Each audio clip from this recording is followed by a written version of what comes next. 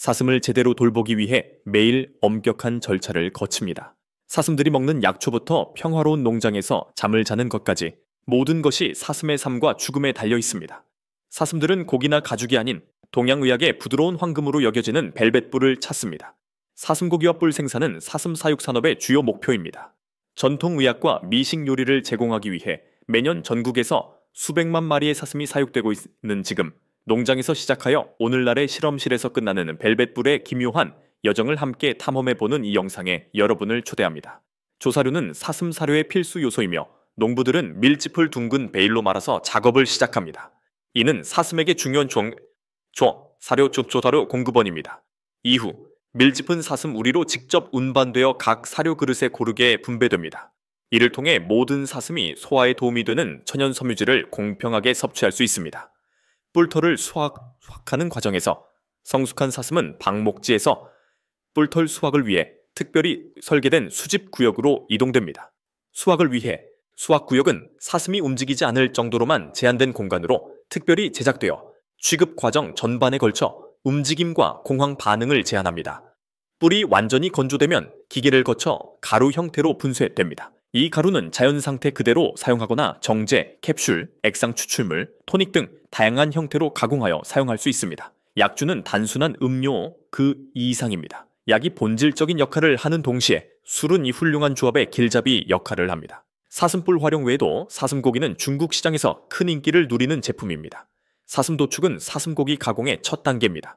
이 단계는 엄격한 관리하에 진행되어 위생적이고 고품질의 고기를 보장합니다. 또한 사슴뿔로 만든 벨벳 욕조는 건강과 미용에 상당한 효과가 있다고 여겨져 많은 사람들이 찾는 전통적인 치료법입니다. 사슴뿔 벨벳 추출물이나 신선한 사슴뿔 벨벳을 활용하는 이 치료법 또한 전 세계적으로 인기를 얻고 있습니다.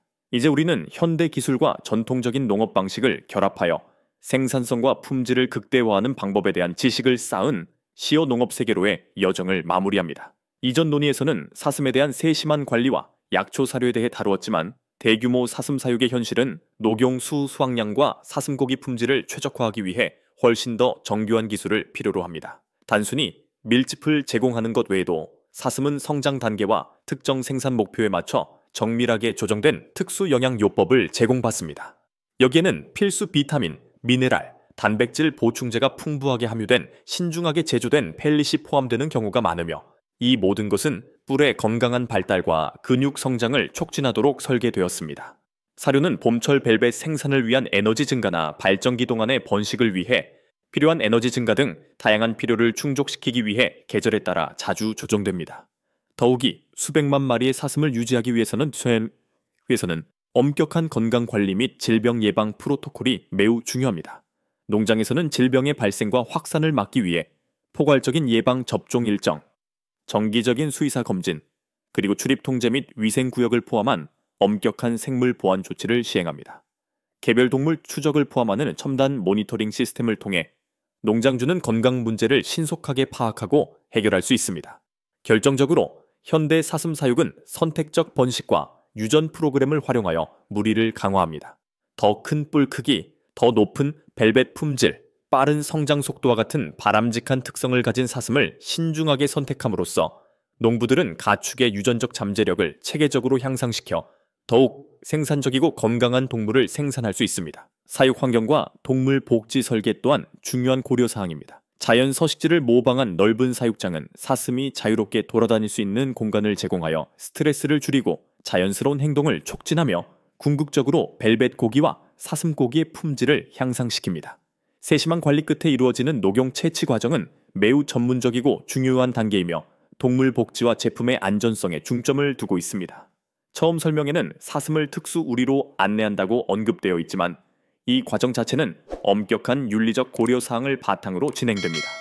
이러한 고려사항 중 가장 중요한 것은 사슴에게 불편함을 주지 않고 인도적인 방식으로 진행되도록 통증 관리 기술을 적용하는 것입니다. 이 과정은 일반적으로 숙련된 수의사가 진정제나 국소 마취제를 투여하여 사슴이 뿔을 제거하는 동안 안정을 유지하고 통증을 느끼지 않도록 하는 과정을 포함합니다.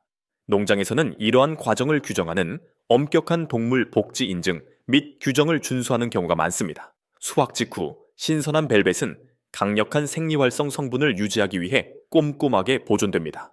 이 과정에서는 급속 냉각, 진공 밀봉 또는 즉시 냉동을 통해 분해 및 미생물 증식을 방지하는 경우가 많습니다. 보존 방법은 최종 제품의 품질에 상당한 영향을 미칠 수 있으며 동결 건조와 같은 첨단 기술은 민감한 영양소를 보존하는 능력 때문에 선호되는 경우가 많습니다. 벨벳의 후속 건조 과정 또한 매우 중요합니다. 단순한 건조 외에도 제어된 공기 건조 또는 진공 건조와 같은 특수 방법을 사용하여 수분을 천천히 고르게 제거함으로써 벨벳의 구조적 무결성과 활성 성분을 보존합니다.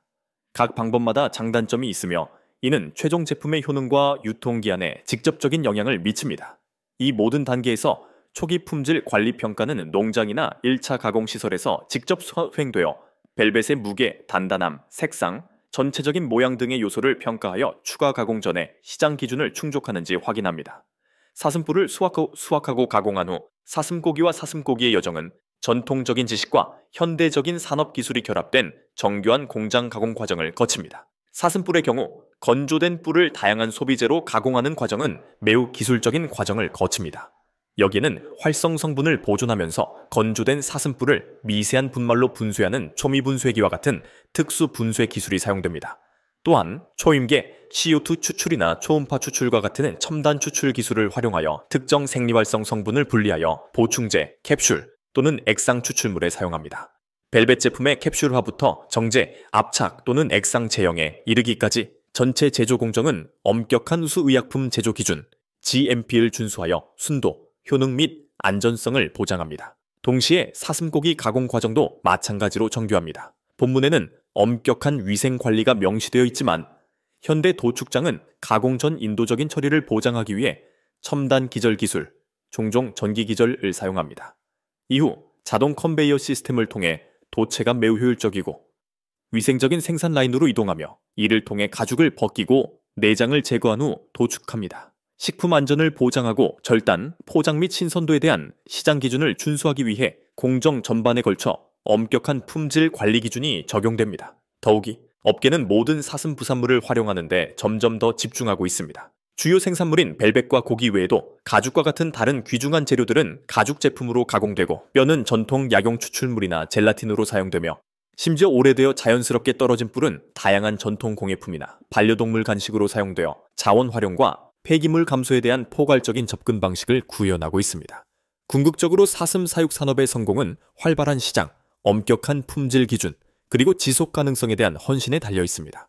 중국을 비롯한 아시아 국가들의 전통적인 시장 외에도 사슴 벨벳과 사슴 고기는 천연 건강식품과 고급 살코기에 대한 소비자들의 관심에 힘입어 서구 시장에서도 점차 인기를 얻고 있습니다. 시장 수요는 지역별로 상당한 차이를 보이는데 어떤 지역에서는 건강 보조식품으로 벨벳을 우선시하는 반면 어떤 지역에서는 사슴고기의 풍미를 중시합니다. 소비자 신뢰와 국제적인 인정을 확보하기 위해 업계는 엄격한 품질 기준과 인증을 준수합니다. 농장과 가공시설은 식품 안전을 위한 HACCP 위해 요소 중점 관리 기준, 품질 관리를 위한 ISO, 심지어 유기농 및 동물 복지 인증과 같은 인증을 통해 제품을 차별화하고 국제 규제 요건을 충족하고자 하는 경우가 많습니다. 또한 사슴 벨벳의 전통적인 활용법을 뒷받침하는 과학 연구가 점점 더 활발해지고 있으며 면역 체계 조절, 관절 건강, 노화 방지 효과에 대한 잠재적 효능을 탐구하고 있어 고대 관해능에 현대적 신뢰성을 부여하고 있습니다. 지속 가능성의 관점에서 대규모 사슴 사육은 환경 발자국을 최소화하기 위해 노력합니다.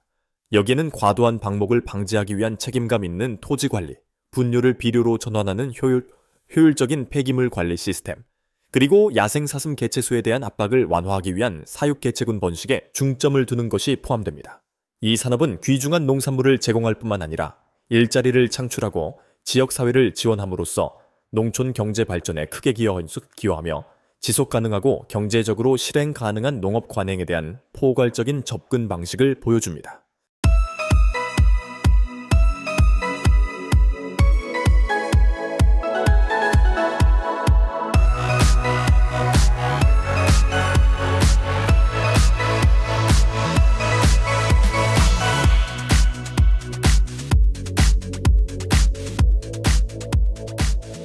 고산 초원에 사는 생물이 있습니다. 바람이 긴 풀밭을 스치고 눈곰팡이가 돌을 파고드는 곳입니다. 이 생물은 흔히 눈에 띄지 않지만 산 생태계의 필수적인 존재입니다. 바로 마멋입니다. 땅과 하늘이 빚어낸 삶의 이야기가 여기에 담겨 있습니다. 주의력, 강인함, 그리고 놀라울 정도로 복잡한 삶의 모습이 특징입니다. 마멋의 삶이 바로 여기 있습니다. 암컷 마멋의 탄생은 햇빛이 닿지 않는 땅속 깊은 곳에서 일어납니다. 삶의 순환은 마른 풀로 덮인 은밀한 둥지방에서 다시 시작됩니다. 젖을 먹는 것과 성장하는 것 모두 중요합니다. 새끼들은 몇 주 동안 어미 젖만 먹습니다. 털이 자라기 시작하고 눈이 서서히 뜨이기 시작합니다. 어둡고 음침한 방은 새끼들의 첫 번째 요람 역할을 하며 위에서 오는 위험으로부터 새끼들을 보호해줍니다. 열기는 매우 강렬합니다. 새끼들은 거의 한 달 만에 나와 산에 비치는 눈부신 햇살에 눈을 깜빡입니다. 바람과 곤충, 그리고 상상조차 할 수 없을 만큼 거대한 우주와 마주하게 됩니다. 아, 펑펑펑. 사회적 관계와 놀이는 모두 중요합니다. 놀이는 단순한 취미 그 이상입니다. 놀이는 교육입니다. 생존, 소통, 그리고 위계질서의 기술은 레슬링과 추격전을 통해 길러집니다. 평생 지속될 우정을 쌓을 잠재력을 가진 것이죠. 굴을 짓는 것, 지하세계를 만드는 자들은 마멋이라고 불립니다. 잠자리, 탈출 터널, 육아실이 모두 하나의 굴 안에 있으며 그 길이는 최대 30m에 달합니다. 악천후와 동물로부터 보호하는 요새입니다. 유년기와 성년기는 모두 단계입니다. 마멋은 2년차가 되면 성년이 됩니다. 어린 수컷들은 영역 지배를 위해 서로 경쟁합니다. 가장 강력한 소수만이 새끼를 낳습니다. 다른 수컷들은 어쩔 수 없이 돌아다니며 성적인 교미를 합니다. 짝짓기 시기는 매우 짧습니다. 우세한 수컷들은 굴을 순찰하며 영역 표시를 하고 다른 수컷들로부터 자신을 방어합니다. 경계를 늦추지 마세요. 마멋은 언제나 경계태세를 갖추고 있습니다. 포식자이면서 동시에 먹이가 되는 동물이기도 합니다. 항상 경계태세를 유지하며 잠재적 위협을 예의주시해야 합니다. 휘파람 한 번만 불어도 무리 전체가 피난처를 찾아 달아날 수 있습니다. 따뜻함, 따뜻함. 여기 점점 더워지고 있어요. 채집과 지방 축적 모두 중요합니다. 짧은 여름이 왔습니다. 마멋은 규칙적으로 먹이를 섭취하여 긴 겨울을 대비해 지방을 축적합니다. 곤충은 물론 뿌리, 씨앗, 꽃까지도 먹습니다. 모든 간식은 영양분의 원천입니다. 계절이 바뀌고 있습니다. 가을의 첫 추위는 긴박감을 전달합니다. 털이 굵어지고 태양의 위치가 낮아질 때입니다. 마멋은 동면에 대비하여 굴을 짓고 굴 입구를 봉쇄하며 본능이 발동합니다. 땅속 깊은 곳에서부터 동면이 시작됩니다. 삶의 속도가 느려지고 분당 심박수는 150회에서 5회로 줄어듭니다. 천과 동결 사이에는 위태로운 간극이 존재합니다. 생후 7개월에서 8개월 사이에 마멋은 잠을 잘 때 마치 가사 상태에 빠집니다. 봄이 시작된다. 해가 돌아왔다. 깊은 곳에서부터 눈이 녹기 시작한다. 마멋을 흔들어라. 그들은 뻣뻣하고 굶주린 몸으로 세상을 되찾기 위해 다시 나타난다. 군집과 사회 구조에 대해 논의합니다. 군집에서 마멋은 번성할 수 있습니다. 보초, 어미, 도전자를 포함한 이러한 가구들 사이에는 명확한 책임의식이 존재합니다. 질서는 사회적 손질을 통해 유지됩니다. 단결을 유지하는 것은 생존에 필수적입니다. 영토 분쟁과 갈등도 있습니다. 하지만 가족이라는 울타리 안에서조차 평온함은 덧없습니다. 군락이 계속 확장되면서 긴장감이 고조되고 싸움이 벌어집니다. 산에서는 영토가 전부입니다. 나이가 들어감에 따라 8살 이상 살아남는 마멋은 거의 없습니다. 노령 마멋은 더 느리게 늙습니다. 이빨이 닳고 감각이 둔해집니다. 그럼에도 불구하고 그들은 말보다는 본보기로 가르치기 때문에 존경받습니다. 야생에서는 죽음이 찾아옵니다.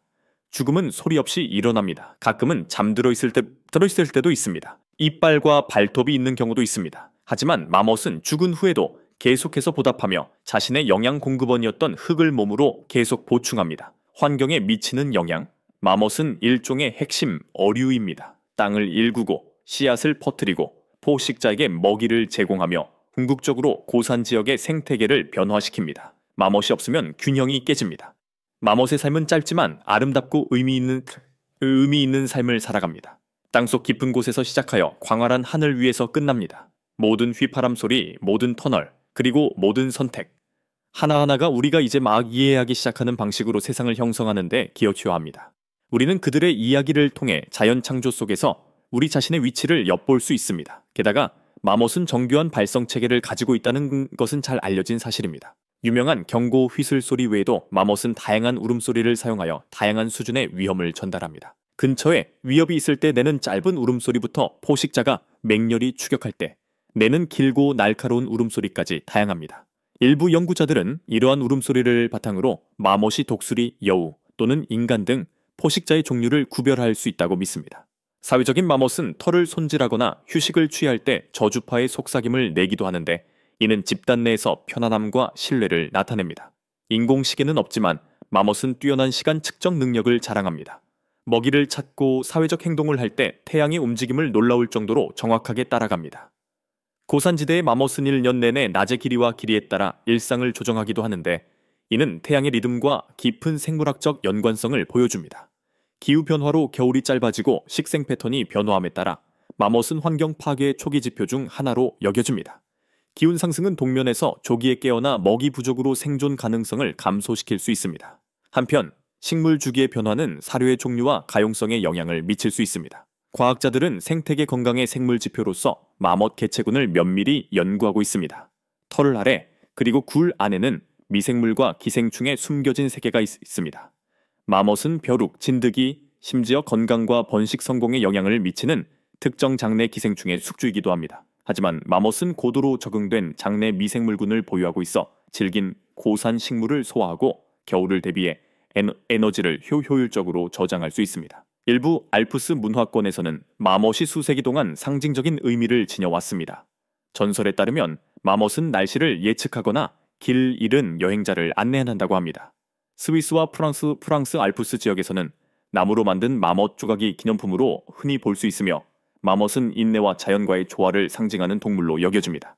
마못은 울음소리 외에도 고산 초원의 소리 경관을 형성하는 데 미묘한 역할을 합니다. 마못의 경고음은 주변 경관의 파문을 일으켜 다른 마못뿐만 아니라 사슴, 새, 심지어 등산개까지 경계하게 합니다. 이러한 음향 신호는 산의 자연적 청각 생태계의 일부를 형성합니다. 마못은 일반적으로 경계심이 강하지만 다른 고산 동물들과 놀라운 방식으로 공존합니다.